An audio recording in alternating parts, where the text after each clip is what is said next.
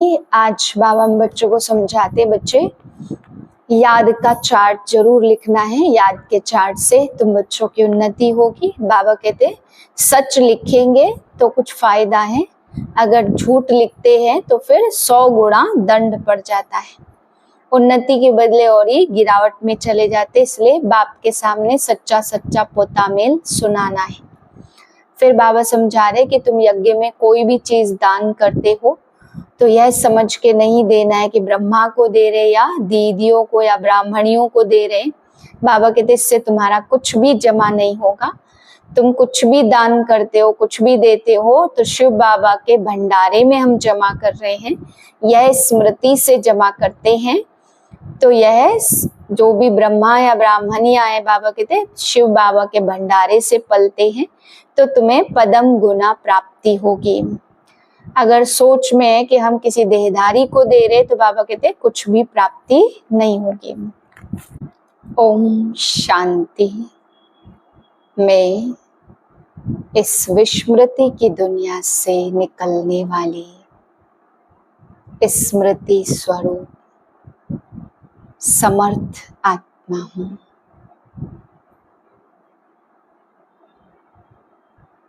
मैं आत्मा स्वयं की जागृत स्थिति में स्थित हूँ। यह अनमोल समय परमात्मा मिलन का समय है। देह और देह की दुनिया को भूलने का समय।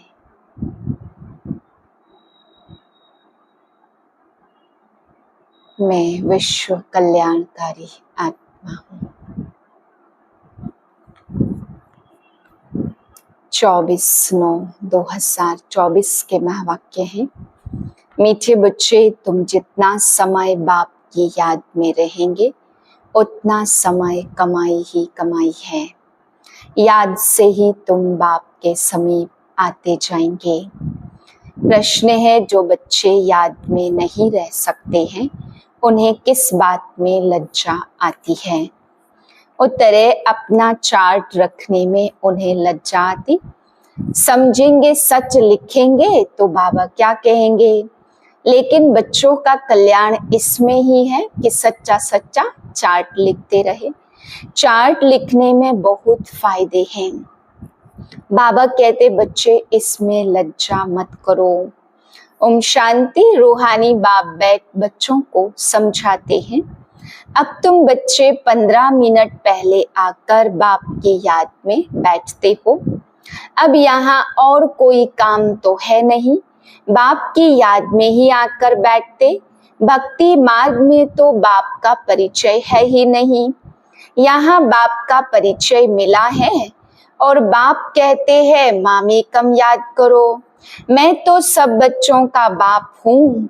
बाप को याद करने से वर्षा तो ऑटोमेटिकली याद आ जाना चाहिए। छोटे बच्चे तो नहीं हो ना। भल लिखते हैं हम 5 मास व 2 मास के हैं, परंतु तुम्हारी कर्मेंद्रियां तो बड़ी है ना। तो रूहानी बाप समझाते यहाँ बाप और वर्षे की याद में बैठना है। जानते हो हम नर से नारायण बनने के पुरुषार्थ में तत्पर हैं, वह स्वर्ग में जाने के लिए पुरुषार्थ कर रहे हैं। तो यह बच्चों को नोट करना चाहिए। हमने यहाँ बैठे बैठे कितना समय याद किया। लिखने से बाप समझ जाएंगे। ऐसे नहीं कि बाप को मालूम पड़ता है हर एक कितना समय याद में रहते हैं। वह तो हर एक अपने चार्ट से समझ सकते हैं बाप की याद थी या बुद्धि कहाँ और तरफ चली गई। यह भी बुद्धि में है, अभी बाबा आएंगे तो यह भी याद ठहरी ना। कितना समय याद किया वह चार्ट सच लिखेंगे। झूठ लिखने से तो और ही 100 गुना पाप चढ़ेगा। और ही नुकसान हो जाएगा। इसलिए सच लिखना है, जितना याद करेंगे उतना विकर्म विनाश होंगे। और यह भी जानते हो हम नजदीक आते जाते, आखिरिन जब याद पूरी हो जाएगी तब फिर बाबा के पास चले जाएंगे। फिर कोई तो झट नई दुनिया में आकर पाठ बजाएंगे, कोई वहां ही बैठे रहेंगे। वहां कोई संकल्प तो आएगा नहीं, वह है ही मुक्ति धाम, सुख दुख से न्यारे। सुख धाम में जाने के लिए अब तुम पुरुषार्थ करते हो। जितना तुम याद करेंगे उतना विकर्म विनाश होंगे। याद का चार्ट रखने से ज्ञान की धारणा भी अच्छी होगी। चार्ट रखने में तो फायदा ही है। बाबा जानते याद में न रहने के कारण लिखने में लज्जा आती है। बाबा क्या कहेंगे मुरली में सुना देंगे। बाप कहते इसमें लज्जा की क्या बात है, दिल अंदर हर एक समझ सकता है हम याद करते हैं व नहीं। कल्याणकारी बाप तो समझाते, नोट करेंगे तो कल्याण होगा। जब तक बाबा आए उतना समय तो बैठे, उसमें याद का चार्ट कितना रहा फर्क देखना चाहिए। प्यारी चीज को तो बहुत याद किया जाता। कुमार कुमारी की सगाई होती है तो दिल में एक दो की याद ठहर जाती, फिर शादी होने से पक्की हो जाती है। बिगर देखे समझ जाते हमारी सगाई हुई है। अभी तुम जानते हो शिव बाबा हमारे बेहद का बाप है। बल देखा नहीं है परंतु बुद्धि से समझ सकते हो। वह बाप अगर नाम रूप से न्यारा है तो पूजा किसकी करते हो, याद क्यों करते। नाम रूप से न्यारी बेअंत कोई चीज होती नहीं है। जरूर चीज को देखा जाता तब वर्णन होता। आकाश को भी देखते हैं ना, बेअंत कह नहीं सकते। भक्ति मार्ग में भगवान को याद करते, हे भगवान, तो बेअंत थोड़े कहेंगे। हे भगवान कहने से तो झट उनकी याद आ जाती। तो जरूर कोई चीज है। आत्मा को भी जाना जाता, देखा नहीं जाता। सब आत्माओं का बाप एक है, उनको भी जाना जाता है। तुम बच्चे जानते हो बाप आकर के पढ़ाते भी हैं। आगे यह मालूम नहीं था कि पढ़ाते भी हैं। श्री कृष्ण का नाम डाल दिया। श्री कृष्ण तो इन आंखों से देखने में आता है, उसके लिए तो बेअंत नाम रूप से न्यारा कह न सके। श्री कृष्ण तो कभी कहेंगे नहीं माँ में कम याद करो। वह तो सम्मुख है, उनको बाबा भी नहीं कहेंगे। माताएं तो श्री कृष्ण को बच्चा समझकर गोद में उठाती हैं। जन्माष्टमी पर छोटे श्री कृष्ण को झुलाएंगे, क्या सदैव छोटा ही है। क्या रास विलास भी करते हैं तो जरूर छोटा थोड़ा बड़ा हुआ और फिर उससे बड़ा हुआ, वह क्या हुआ कहाँ गया किसको पता नहीं है। सदैव छोटा शरीर तो होगा नहीं, कुछ भी ख्याल करते नहीं हैं। यह पूजा आदि की रस्म चली आती, ज्ञान तो कोई में है नहीं। दिखाते हैं श्री कृष्णपुरी में कंस, श्री कृष्ण ने कंसपुरी में जन्म लिया। अब कंसपुरी की तो कोई बात ही नहीं है, कोई का भी विचार नहीं चलता। भक्त लोग कहेंगे श्री कृष्ण हाजिरा हुजूर है, फिर उनको स्नान भी कराते खिलाते भी। अब वह खाता तो है नहीं, रखते हैं मूर्ति के सामने और खुद खा जाते हैं। यह भी भक्ति मार्ग हुआ ना। श्रीनाथ जी पर इतना भोग लगाते, अब वह तो खाता ही नहीं है। खुद खा जाते, देवियों की पूजा में भी ऐसे करते। खुद ही देवियां बनाते, फिर पूजा कर डुबो देते। जेवरात आदि उतार कर डुबोते हैं, फिर वहां तो बहुत रहते। जिसको जो हाथ में आया वह उठा लेते। देवियों की ही जास्ती पूजा होती। लक्ष्मी दुर्गा दोनों की मूर्तियां बनाते हैं। बड़ी मम्मा भी यहाँ बैठी, जिसको ब्रह्मपुत्रा भी कहते हैं। समझेंगे ना, इस जन्म और भविष्य के रूप की पूजा कर रहे हैं। कितना वंडरफुल ड्रामा है। ऐसी ऐसी बातें शास्त्रों में तो आ न सके। यह प्रैक्टिकल एक्टिविटी है। तुम बच्चों को अब ज्ञान है। समझते हो सबसे जास्ती चित्र बनाए हैं आत्माओं के। जब रुद्र यज्ञ रचते तो लाखों शालिग्राम बनाते। देवियों के कब लाखों चित्र नहीं बनाएंगे। वह तो जितने पुजारी होंगे उतनी देवियां बनाते होंगे। वह तो एक ही टाइम पर लाख शालिग्राम बनाते। उनका कोई फिक्स दिन नहीं होता, कोई मुहूर्त आदि नहीं होता। जैसे देवियों की पूजा फिक्स टाइम पर होती है। सेठ लोगों को तो जब ख्याल में आएगा कि रुद्र व शालिग्राम रचें तो ब्राह्मणों को बुलाएंगे। रुद्र कहा जाता एक बाप को, और फिर उनके साथ ढेर शालिग्राम बनाते हैं। वो सेठ लोग कहते इतने शालिग्राम बनाओ। उनकी तिथि तारीख कोई भी मुकर्रर होती नहीं। ऐसे भी नहीं कि शिव जयंती पर ही रुद्र पूजा करते हैं। नहीं, अक्सर करके शुभ दिन बृहस्पति को रखते हैं। दीपमाला पर लक्ष्मी का चित्र थाली में रखकर उनकी पूजा करते, फिर रख देते। वह है महालक्ष्मी युगल है ना। मनुष्य इन बातों को जानते नहीं। लक्ष्मी को पैसे कहाँ से मिलेंगे। युगल तो चाहिए ना, तो यह लक्ष्मी नारायण है युगल। नाम फिर महालक्ष्मी रख देते। देवियां कब हुई, महालक्ष्मी कब होकर गई, यह सब बातें मनुष्य नहीं जानते। अब तुम बैठ समझते हो। तुम्हारे में भी सबको एक रस धारणा होती नहीं है।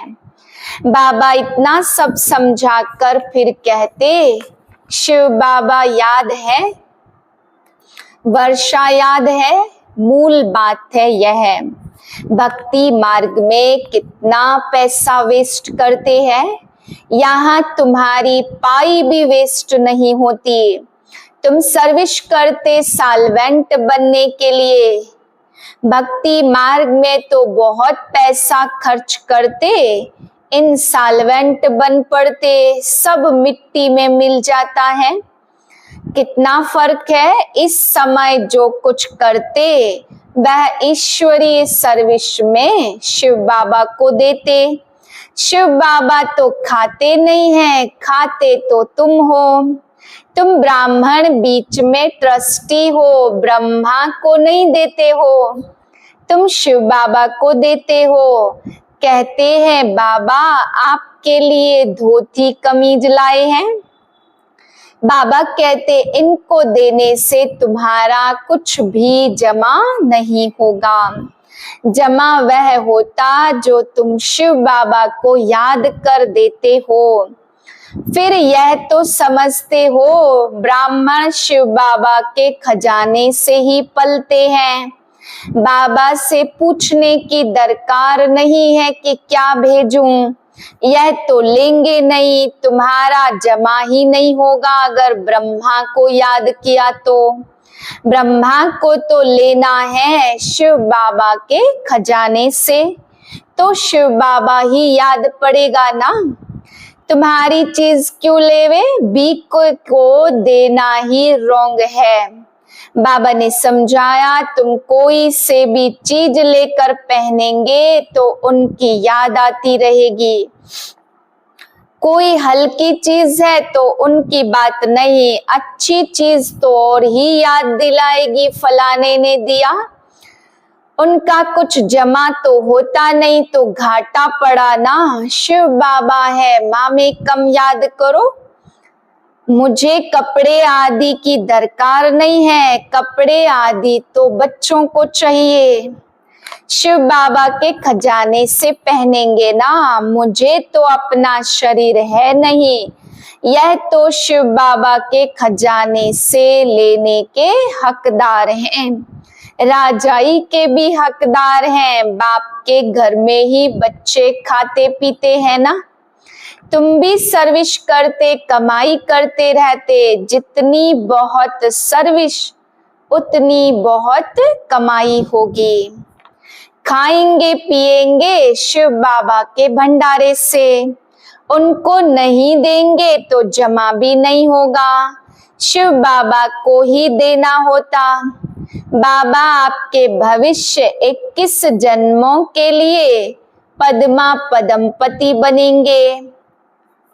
पैसे तो खत्म हो जाएंगे, इसलिए समर्थ को हम देते हैं। बाप समर्थ है ना, 21 जन्मों के लिए वह देते। इनडायरेक्ट भी ईश्वर अर्थ देते हैं। इनडायरेक्ट में इतना समर्थ नहीं है, अभी तो बहुत समर्थ है क्योंकि सन्मुख है। वर्ल्ड ऑलमाइटी अथॉरिटी इस समय के लिए ही गायन है।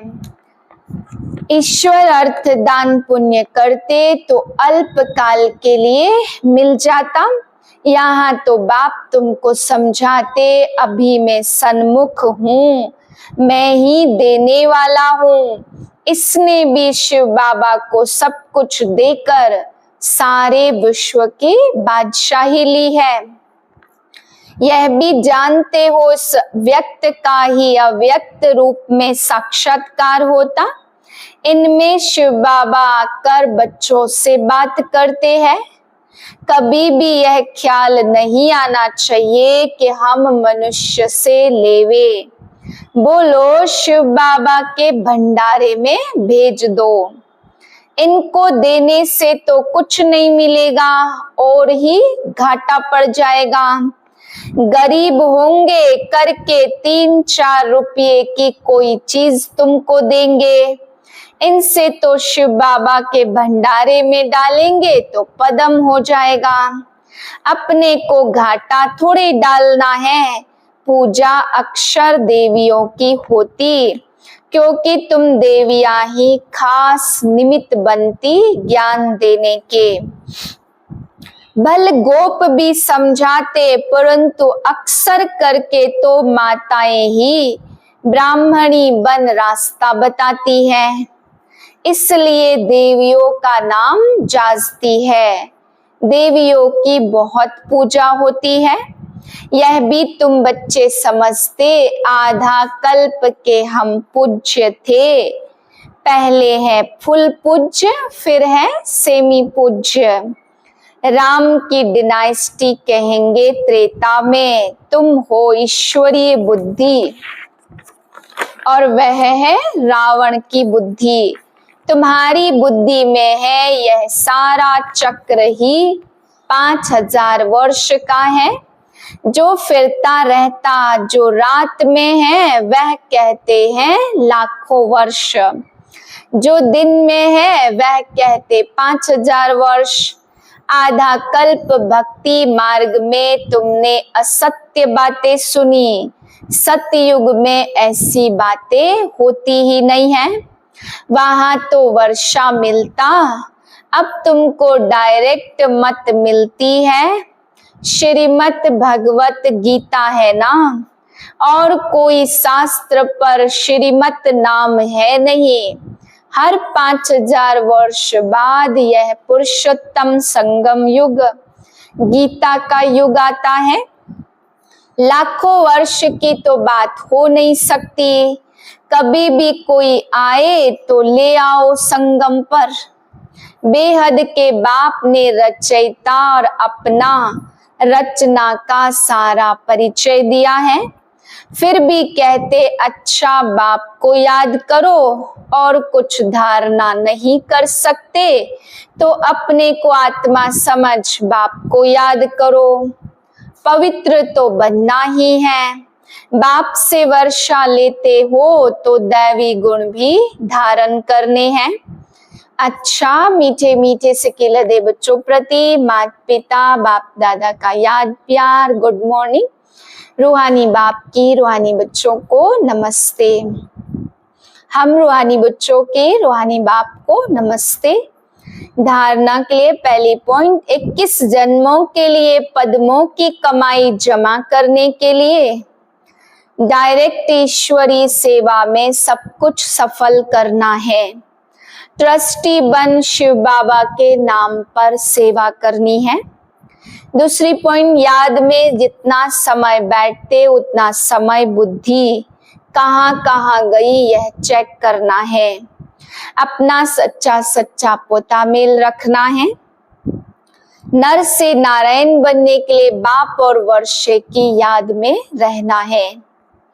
वरदान है, विस्मृति की दुनिया से निकल स्मृति स्वरूप रह, हीरो पार्ट बजाने वाले विशेष आत्मा भाव। यह संगम युग स्मृति का युग है, कलयुग है विस्मृति का युग। आप सब विस्मृति की दुनिया से निकल आए, जो स्मृति स्वरूप है वही हीरो पार्ट बजाने वाली विशेष आत्मा है। इस समय डबल हीरो हो, एक हीरे समान वैल्यूबल बने हो और दूसरा हीरो पार्ट हो, तो यही दिल का गीत सदा बजता रहे, वाह मेरा श्रेष्ठ भाग्य। जैसे देह का ऑक्यूपेशन याद रहता, ऐसे ये अविनाशी ऑक्यूपेशन कि मैं श्रेष्ठ आत्मा हूँ याद रहे, तब कहेंगे विशेष आत्मा। स्लोगन है, हिम्मत का पहला कदम बढ़ाओ तो बाप की संपूर्ण मदद मिलेगी। ओम शांति।